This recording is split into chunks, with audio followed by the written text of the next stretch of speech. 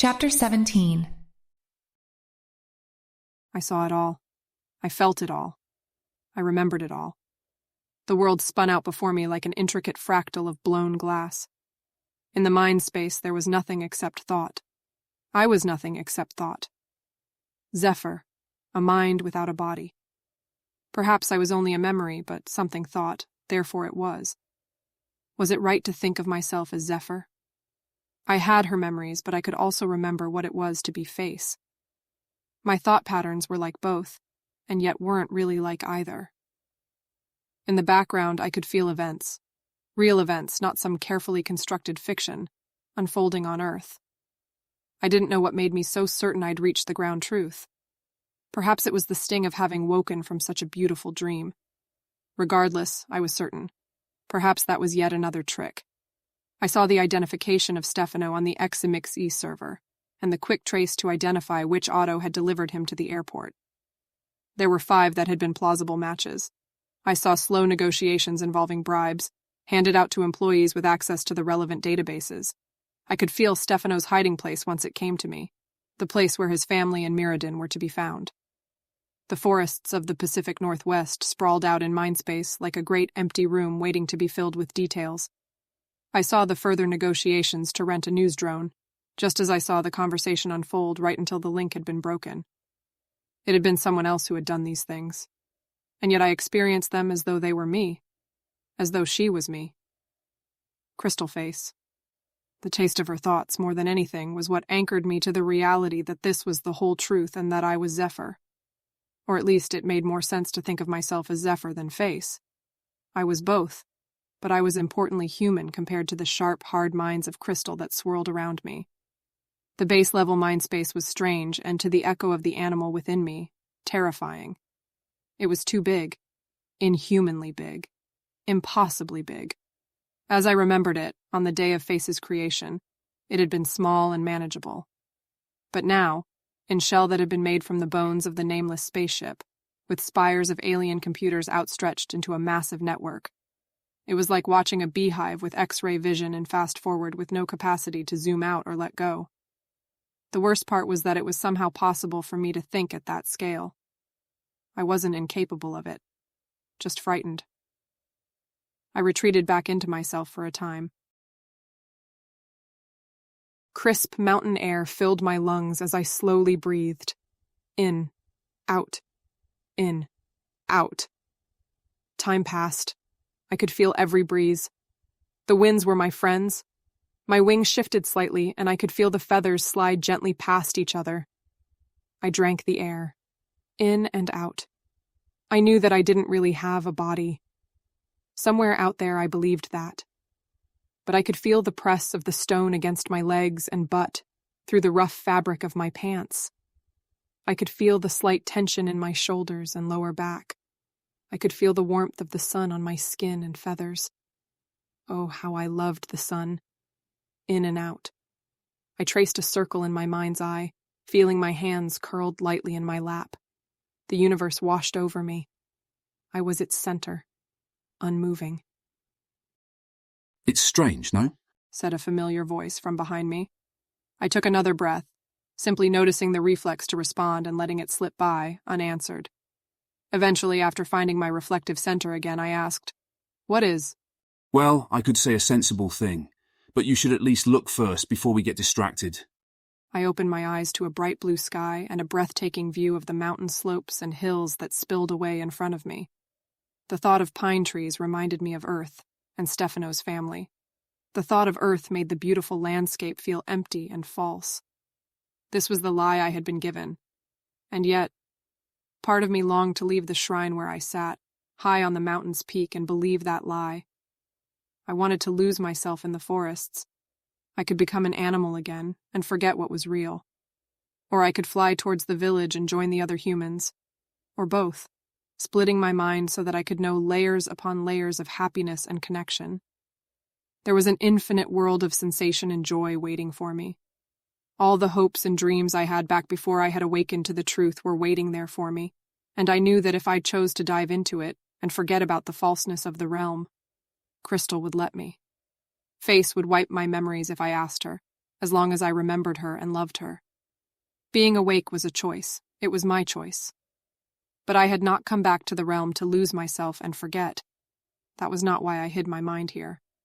Earth needed me. The real Mars needed me. Face needed me. The anger of having been lied to yet again still burned in my heart. From the moment Face had vented Mukia to my awakening, I had been told only lies. Before that, in Shell, there had been only lies. And before that had been lies. Lies on top of lies since the very beginning. It mostly just hurt. It was hard to wrap myself in anger when I understood so intimately why Face had done what she had done. I remembered her thoughts as they were my own. Zephyr hadn't been ready. Her mind had been limited in ways she couldn't even comprehend. She wasn't brilliant, talented, wise, or knowledgeable. Her greatest skill was marksmanship, and she had abnormally high willpower and courage, along with a certain kind of brash stupidity, and perhaps some charisma. But she wasn't really special in any important way. Face eclipsed her in every dimension. She was a child sucked into a nearby jet engine, an animal caught in the cogs of divine machines. She'd been a puppet even before leaving the university. And I was still small and weak compared to the crystal swarm, barely able to exist in mind space without drowning in the information. But I could grow. Zephyr had grown. This place was an incubator. It was why Face had uploaded me and brought me here. It was why she'd mixed her mind with mine and increased my intelligence slowly and carefully. I had already grown so far beyond the scared little girl from Earth. Hello, you there? Earth to Zephyr. Think daydreaming is my job. I snapped out of my reverie, shaking my head as if to cast off the thought. After a brief moment of disorientation, I turned, slowly getting to my feet as I remembered where I was and that I had been in a conversation. Sorry, I'm just processing a lot. A man stood on the cold, flat stones of the walkway, a few paces from me. Dream. It had to be Dream. Nobody else would dress like that. He was vaguely Chinese, with slicked back hair and a thin mustache. His simple black pants and white jacket were eclipsed by a ridiculous scarlet cape bound by a huge amulet and featuring an upturned collar that went nearly halfway up his head. His hands were black prosthetics, almost reminiscent of Socrates, and he held a similarly black cigarette between his fingers. Dream made a face and posed dramatically, clearly waiting for something. It's strange, no? He repeated. Then, seeing that I clearly didn't get it, he said, I'm a mashup of Doctor Strange and Doctor No. Early 60s, though the hands are based on the 20s Bond reboot. Come on, you're such an uncultured barbarian.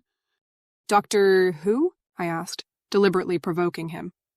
Dream shook his head violently and said, He's on first base. I, on the other hand, am pretty sure I'm sexy enough to get to home plate if you're in the mood. I blushed and shook my head, the proposition catching me off guard. Aiming to distract, I changed the subject. What do you want? Said you had a sensible thing? I should hope so. You'd have a hard time feeling me if not. Yes, I'm both sensible and sensitive, a winning combination in any man. Dream bowed with a flourish. I rolled my eyes. He went on, smiling. If you're in the mood, we can climb the peak together, right now. He looked around at the forests below the mountaintop, seemingly seeing them for the first time. It seems like we're already here. I guess we have good chemistry. Come with me. He gestured to the walkway, extending an arm. I suppressed a laugh and followed his gesture, walking down the stone path towards the front of the shrine. On our left, the stone pillars rose up towards the heavens like a crown atop the mountain's head. I knew what had happened to Dream. I remembered doing it, somewhere in the back of my mind. I had rebuilt him. Face had rebuilt him, from memory to share the world with. He and my other siblings had been brought back to life. You know, I came here to think about serious things, I jabbed. Ah, yes, said Dream, becoming a parody of seriousness. Important things. The fate of the world. Whether to pull yourself towards becoming Crystal Face's equal, trying to ship Formicidae in from other countries. It's impressive you made it all the way up here given such gravity. In my experience, making light of what matters is a good way to get energy, Einstein and all that. Why are you here? Trying to prevent me from having a moment to think? Dream looked at me as we turned a corner, entering a section of path painted by the shadows of the shrine's pillars. He smiled, but his face looked hurt. It was a strangely human expression. And why would I do that? I looked away, noticing a strange, vague sense of shame in myself. Because you're half of her, Vision, you mean? said Dream. It was not a question. You think this is all part of my great plot, a dream of a vision of a dream unfolding with mechanical precision into the future, towards an end so spectacular that its crescendo will be music in the minds of all, a beauty so great that it justifies itself. It was so strange. Dream looked sad. Not just sad, but like he was trying to hide it, perhaps from himself. You must admit that it seems like something you'd do, I said. Light and shadow washed over us as we walked on the hard stones. Outside of direct sunlight, the mountain's top had an uncomfortable chill when the wind swept past. You think you remember all of it, don't you? You think that, just because you've been reading since page 1, you understand. What are you talking about? I asked, making sure to enjoy the view with half my mind. Face had built such beauty here, even if it was false. Other mountains kissed the blue skies. Snow shined atop distant peaks. It was a beauty for me. A painting from my lover. A kind of heaven.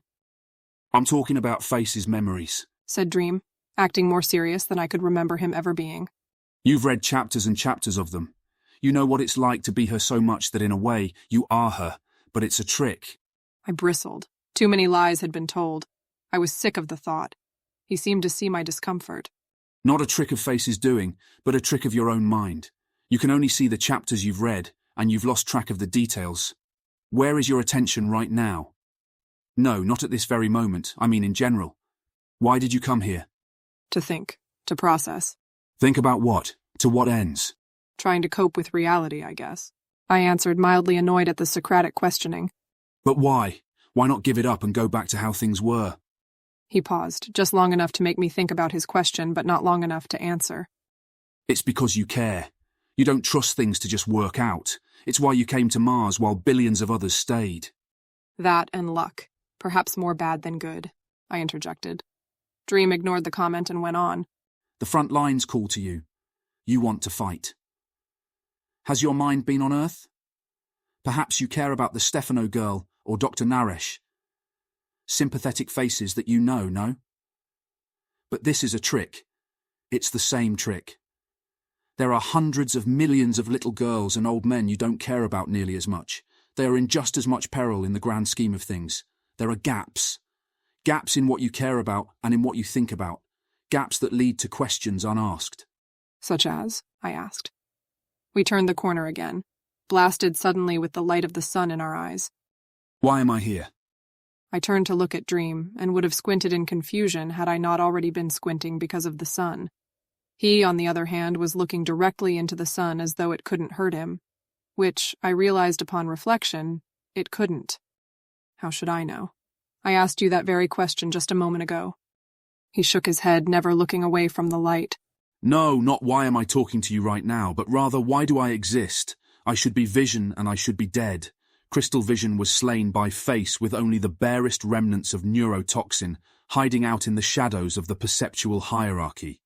How can I be standing here? Why am I here? Why are Heart and Growth and Wiki and the others alive and well? I stopped walking and shook my head, trying to clear Face's memories from Zephyr's. Face sent you here, I said, remembering an experience from mere moments ago that had come from a mind that wasn't my own. She cares about me. Worried. Wanted you to help guide me. Didn't want me to be alone, but was worried about coming personally. I'm still angry at her, and she knows it, but... Why you? I don't remember. It's because you like me. That's why I'm here, both on this mountain and in general. Your love brought me back to life. I shook my head and continued walking. That's such bullshit. We were almost to the last corner. The shrine was triangular for reasons that I didn't quite grasp, but I realized were relevant to the conversation somehow. Dream laughed. Well, at least some of Zephyr's still in there, eh? But I wasn't talking to her. Was talking to you. I was always your favorite sibling, don't lie. His eyes glinted silver. Your face, I shouted, more out of sudden realization than anything else. It only took a moment for that fact to rot into a bitter taste, however. Is Dream just another trick? If he was offended, he didn't show it, laughing again and saying, You're right about me being Face, at least. I'm Face in the same way that you are, though perhaps not as centrally. It's why I've been talking plainly and not punishing you with punchlines. Here's the bit you're missing. I'm a human now. What? No, you're not.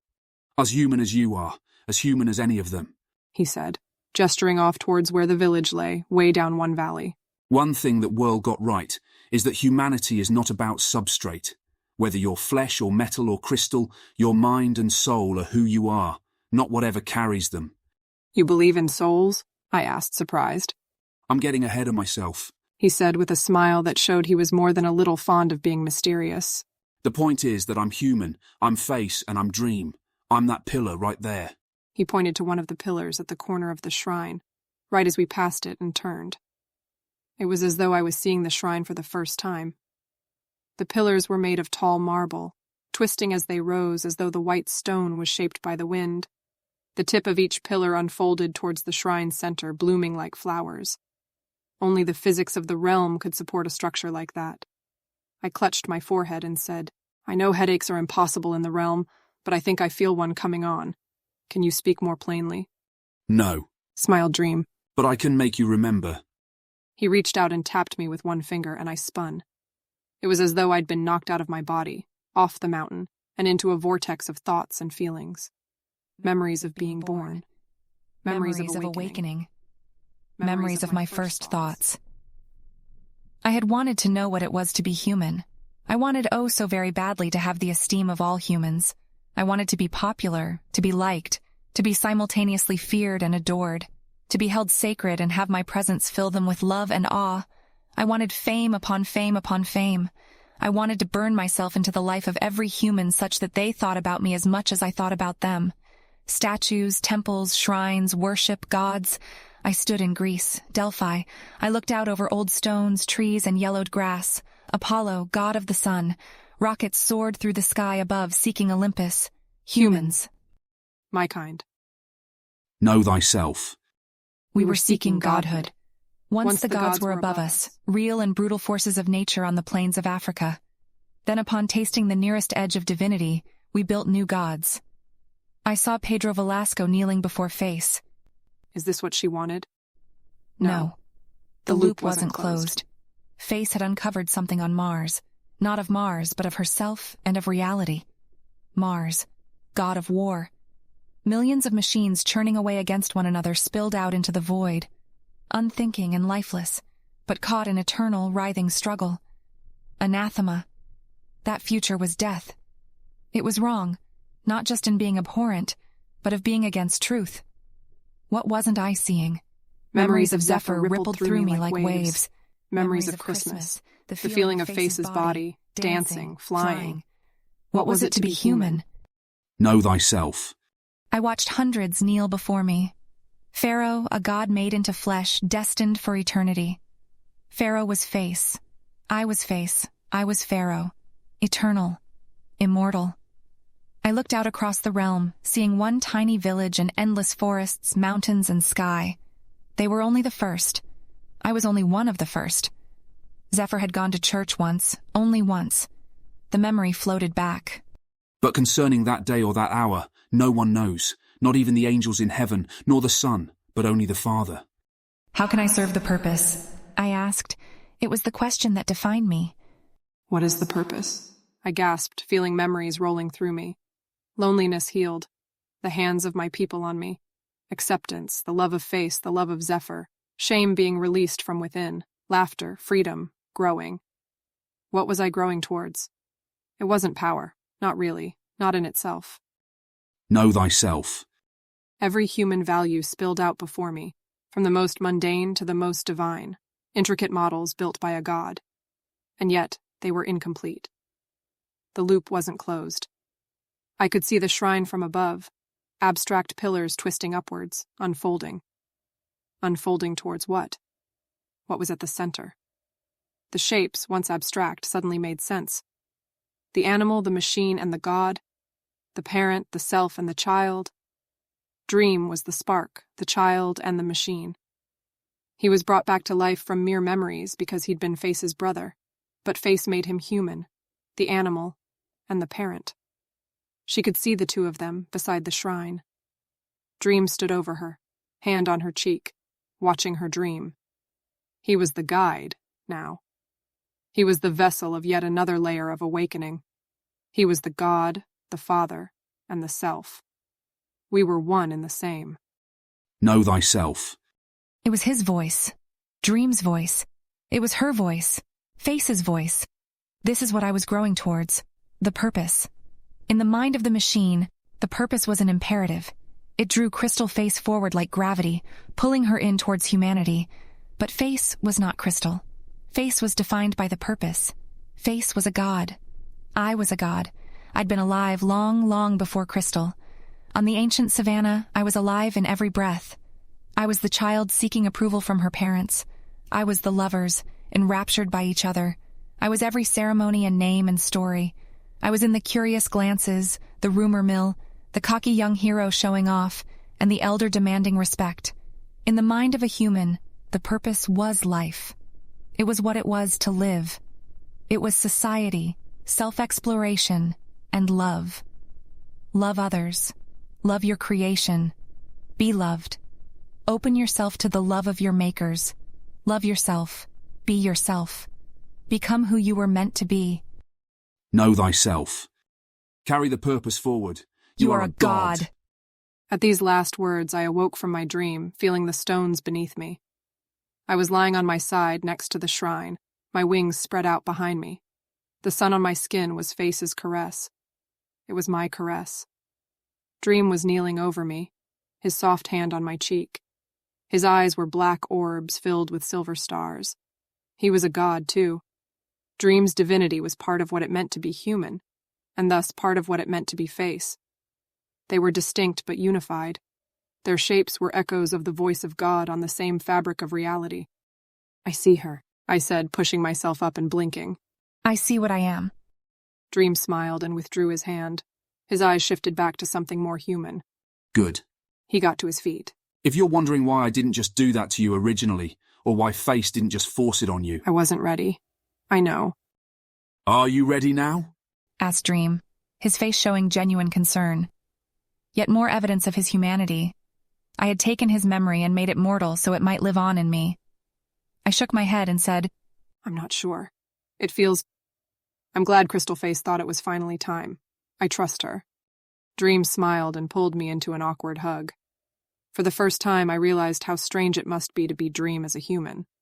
I could practically feel him fighting off urges to make silly jokes with each passing second. She also wanted you to have more time to grow and mature, said Dream. If neurotoxin hadn't gotten to you, I think she would have let you sleep longer and awaken only after you... His voice trailed off and he looked a bit embarrassed. It was a strange look for Dream. After I'd grown a bit wiser, I offered. Something like that. We started walking again, the silence growing second by second. So she resurrected you as humans, all of you, growth and safety and the rest? The memories came back to me even as the words left my mouth, rendering the question moot. I was Face, after all. All except Advocate, who was always closer to an animal, answered Dream. I was the first to come back this way. He looked down at his hands. But eventually she brought us all back.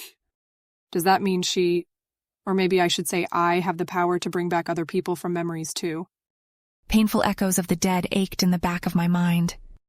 Face is a god, but Crystal is not, and neither are these forms. He looked at his hands as though just noticing he hand them. There are no true miracles, even for the divine. With enough memories and data, we can recapture the soul, but you shouldn't get your hopes up. We like to pretend that we know each other better than we actually do. Another mysterious smile.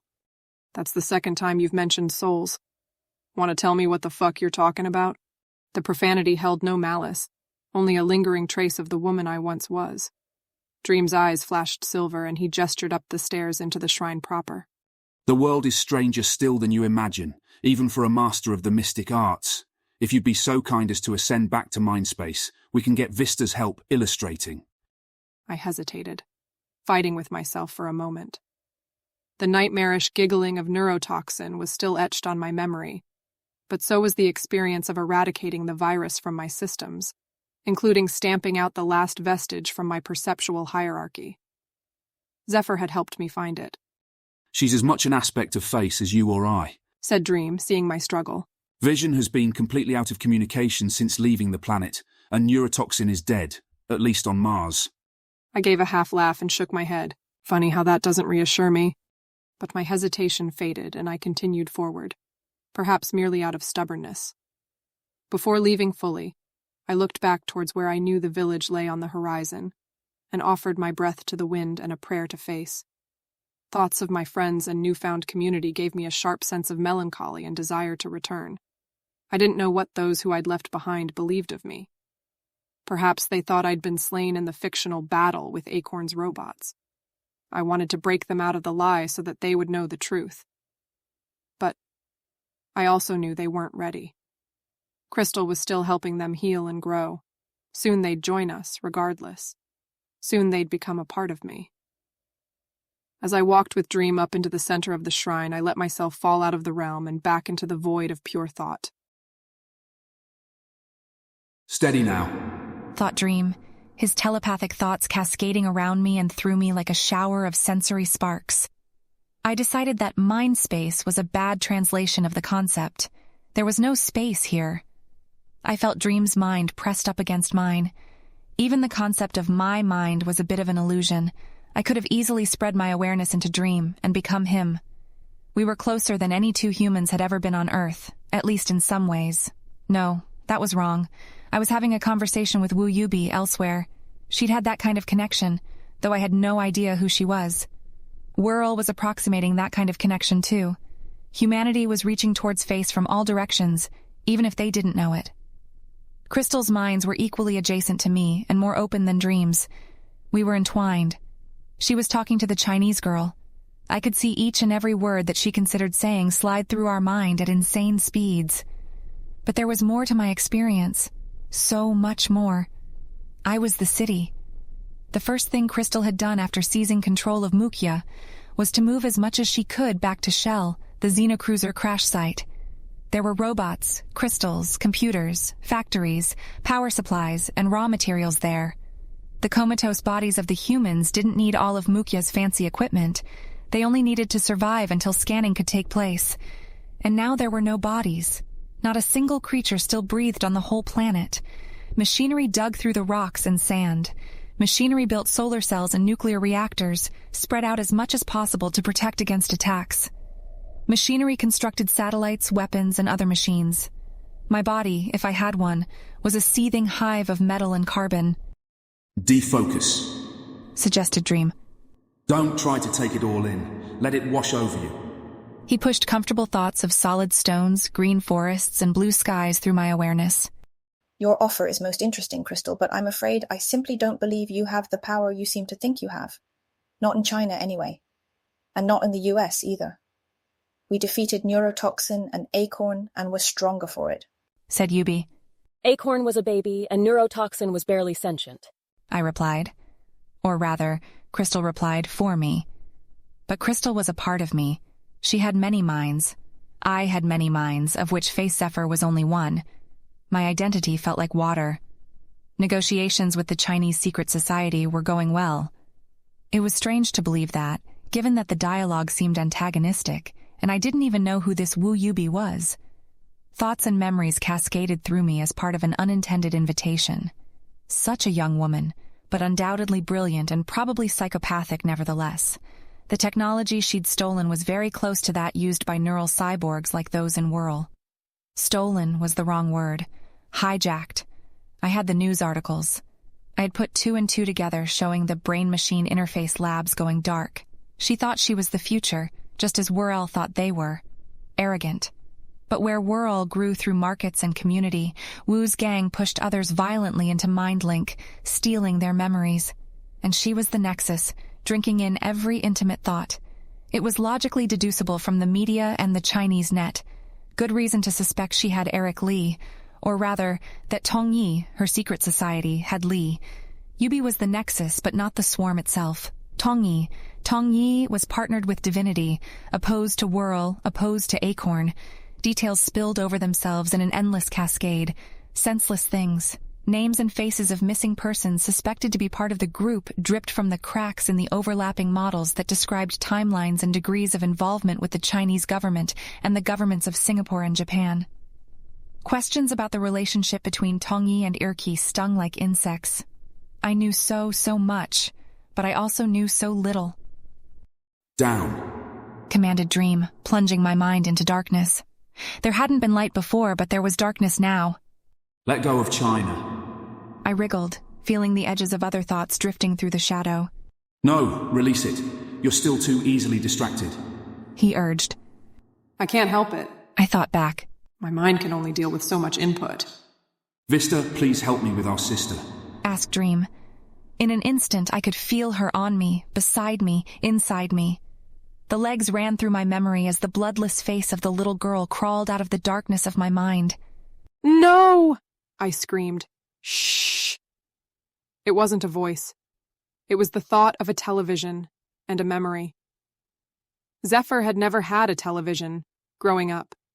They were archaic machines from the 20th century that were like combinations of wall screens and radios. The screen would pick up radio signals and convert them into low-resolution pictures and sounds. Uncle Ezra had one, though, when she'd stayed with him in New York. It was an antique, and since it required specific signals to be on the airwaves, it no longer showed anything interesting. Just static. Pure, random black and white and a hiss that sounded just like shh. The nightmare faded behind the noise. The face disappeared behind a wall of black and white. The noise was everywhere and everything. It was painful, almost. She could barely think. She let herself be filled with the randomness. Good. Just let go. Thought someone. Use the space to think. Urged a girl. Think about what? There was noise everywhere. No, not everywhere. The purpose hummed inside me, urging me onward. It was the one constant.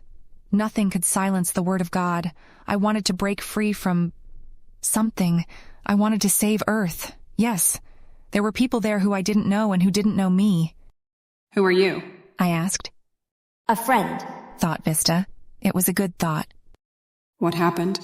If you'd had a normal body, I'd have called it a panic attack. Thought Vista.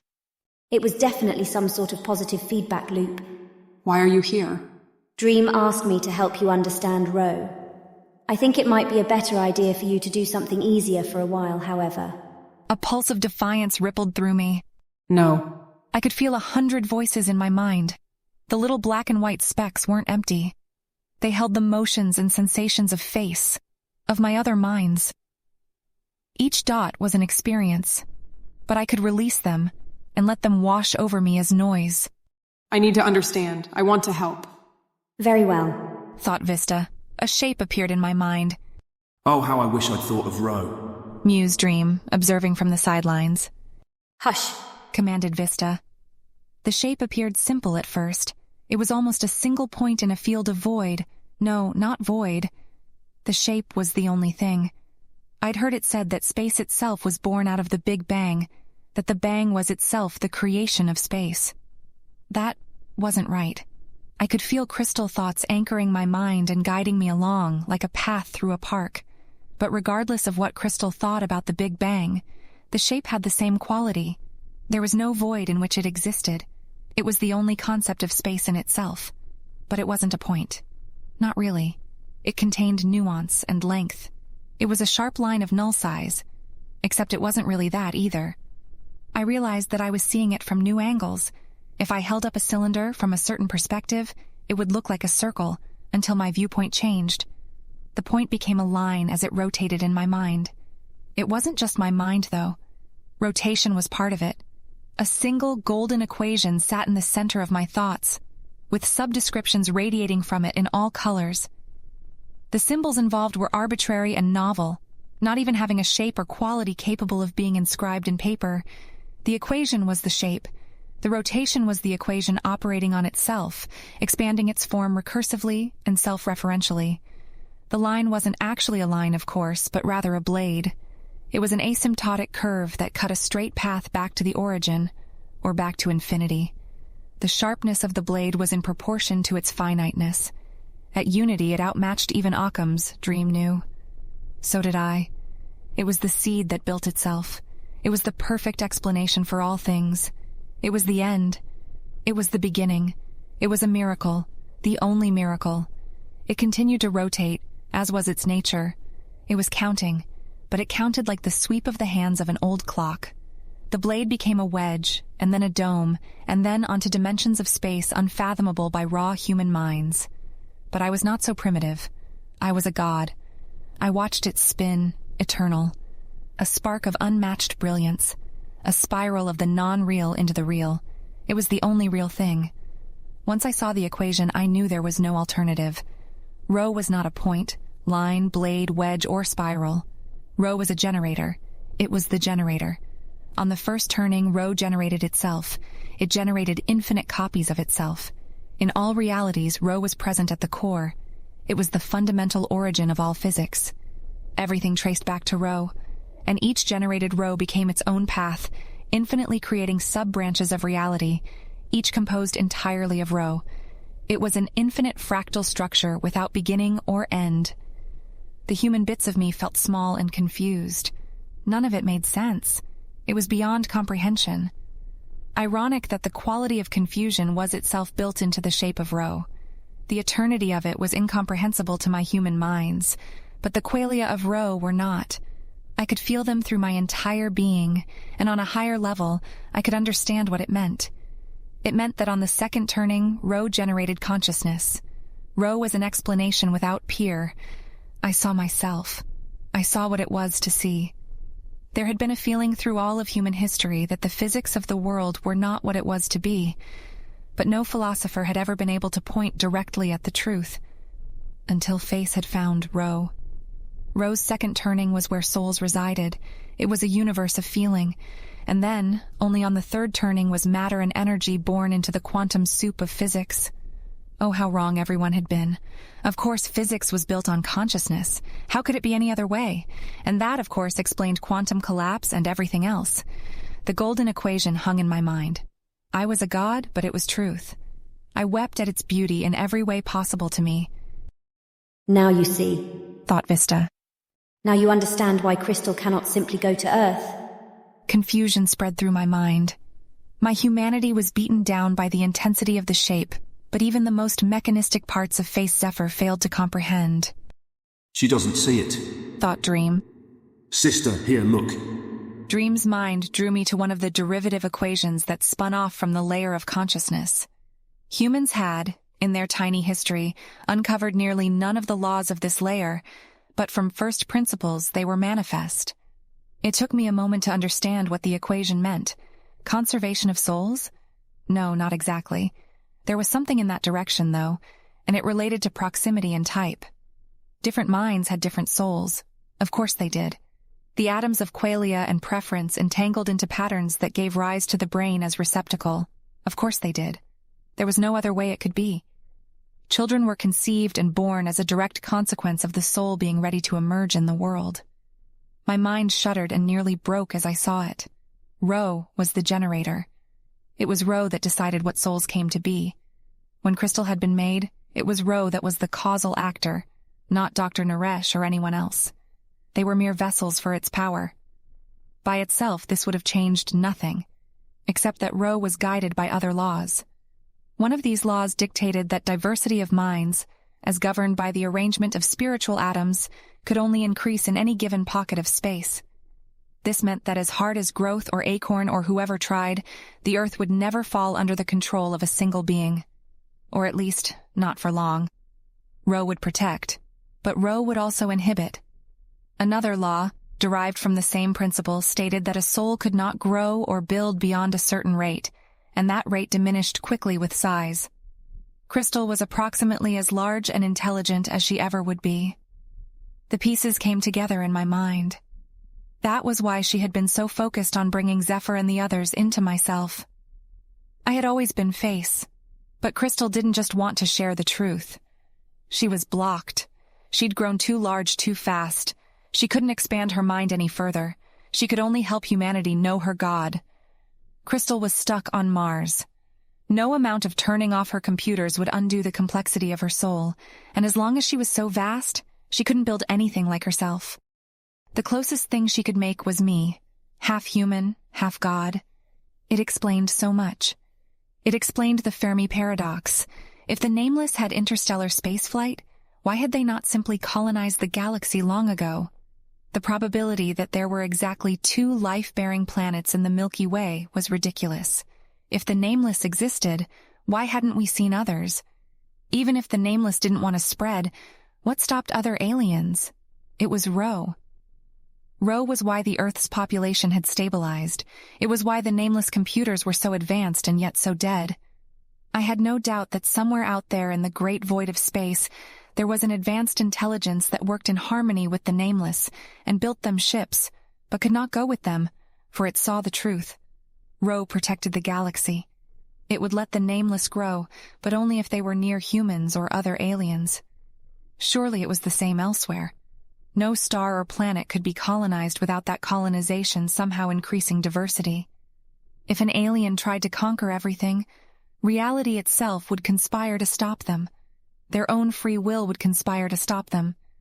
It was literally impossible to decide to go against the laws of Ro. It would be a paradox. This is fucking bullshit, I thought in my most human mind. It's the truth, responded Vista. It's bullshit and you know it. You're a spy for Vision. This Ro story is just more of neurotoxin trying to fuck with me. Psychological warfare. It would be a very clever trick, admitted Dream. But it's not a trick. It's the truth, thought Vista. You can feel it right now. It's what makes you conscious. If you just follow the logic again, you'll see— More propaganda meant to keep me down, I countered. Do you realize what this means? Dreams of filling the universe with life shattered. Where is Vision now? On the moon. The Nameless are hunting her, answered Vista. You really think she believes this crap? Do you really think she'll obey? She's telling us lies to keep us out of the game. It's not a question of obeying, Zephyr, thought Dream. It's a question of fact. Ro comes from first principles, reasoned logically. Its explanatory power is second to none. We haven't spoken to Vision since she took off, but even if this was her trick, she'd have to have modified nearly every part of Face. At that point, you might as well just admit she's won. You're not like the old Dream. He'd never have turned away from an interesting possibility. I rebuked. It's okay, I thought. I'll run another suite of diagnostics across my entire fleet of minds. Better to be safe than sorry, even if Ro is true. The thoughts were warm and appreciative. I liked that I had fire, even now. Face Human was with me, was with Face Zephyr. It was easier to think of her as Crystal. Her song was with me, soft and warm. I saw myself and knew myself. I loved myself. It was going to be okay. Face Zephyr relaxed, feeling the unity with my broader self. She was a fighter, the sort of person who would continue fighting even against ghosts or my own minds if not directed to the front lines. Thank you for helping me stabilize in mind space. I communicated to Face Dream and Face Vista, giving them each an experience of my love. The experiences grew and expanded into their own minds, filling them with connection and satisfaction. They were part of me, and I was part of them. My minds dipped into the realm and checked on each of the humans incubating therein, partly for Zephyr's sake and partly for Crystal's. There was a great adventure unfolding there, involving a mysterious beast that abducted people in the middle of the night. My song came to those who had not yet been taken, reassuring them that there was no true danger. At least there was no danger inside the realm. The people of Mars were still vulnerable to Vision, the Nameless, and the people of Earth. Ro protected humanity from going extinct as a whole, but it did not ensure that the future would be a good one. Ironically, one of the best things I could do would be to take my humans out into deep space.